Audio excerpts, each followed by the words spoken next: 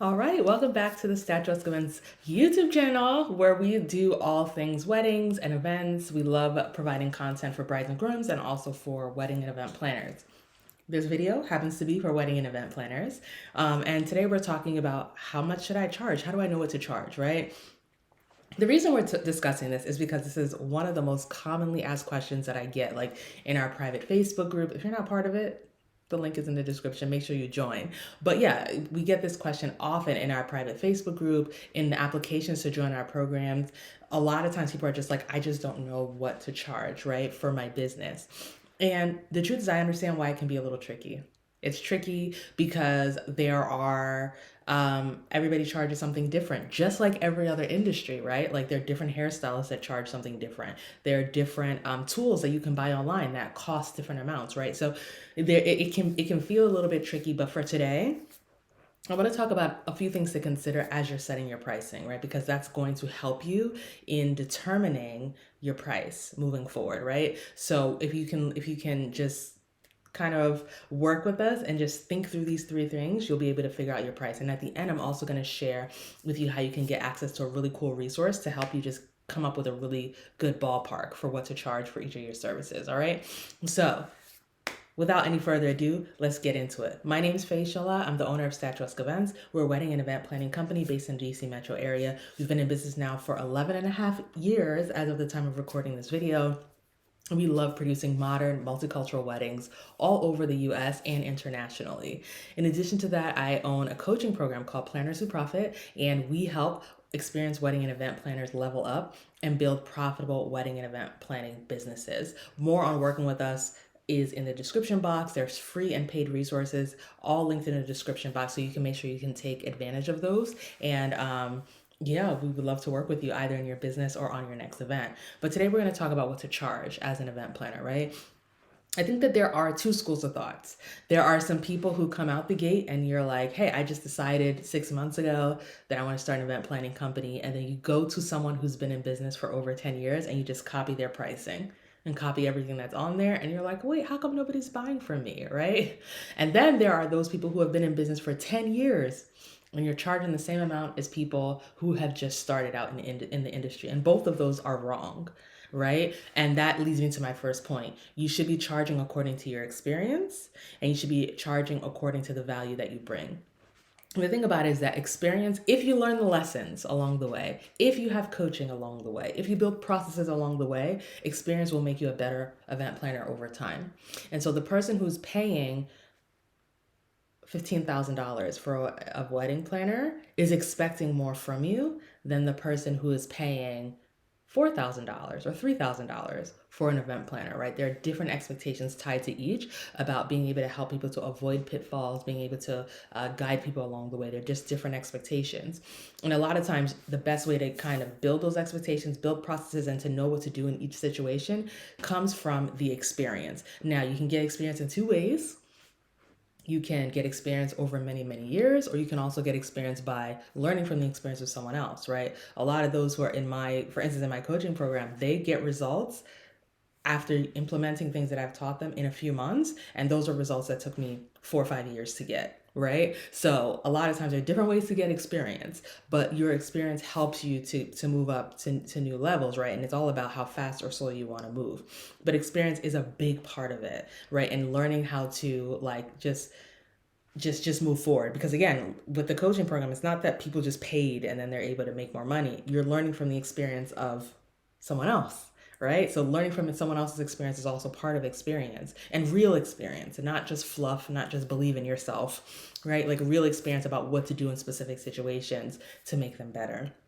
So, number one, a big factor is how experienced you are in the industry, and also how much you are able to show that experience. I meet people all the time who say, I've been in the industry for 15 years, I'm experienced, and I don't see it. Like, you've been in the industry for 15 years, but you have stock photos on your website, and your Instagram hasn't been updated in years. Like, I don't see the experience.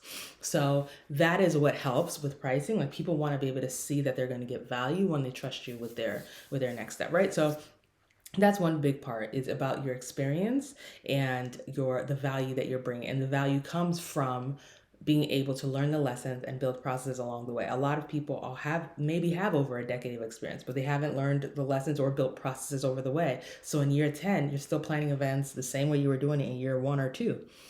And that's what makes it hard to elevate your rates. So again, it's about the value and experience, right? That's one major factor that comes into pricing and what you should be charging. When you're at the beginning stages, your goal is to build a portfolio, get reviews, build a strong body of work. And as you do that, then you can elevate, right? That's kind of your goal. And but as you're elevating, you should actually also be elevating your pricing, where a lot of people get stuck.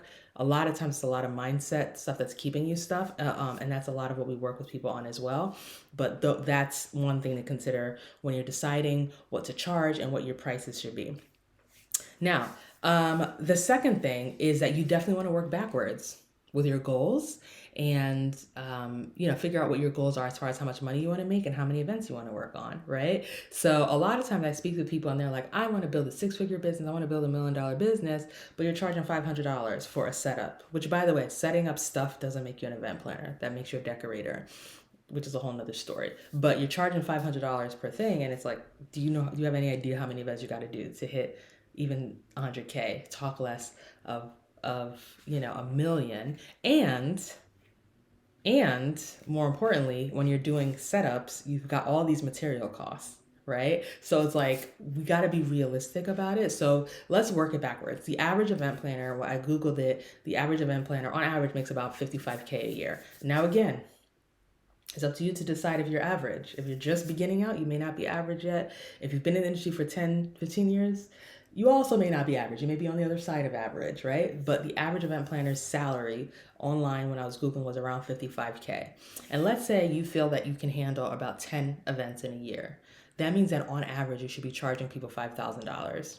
That's the only way you're going to get there, right? Which means that your lowest service should be a little under and your highest service should be above and your middle service should be 5,000. It's very simple math. Now, obviously, it's easy to just throw out a price point. Anybody can, people come to me all the time and say, I want to charge 10K, but they're not able to. And there's so much more in that, getting your marketing right, your sales right. Like, there's more resources in the description about how you can get started on that, either buying one of our bundles or learning more about joining our program, where we help you with getting your marketing and sales right to attract the right people. But as far as what to charge, like, that's simple math right there. If you want to be making 50K a year, and that's in revenue, that's not necessarily what you pay yourself. Let's say you want to make 50K in revenue. That means on average, you need to charge 10 people $5,000.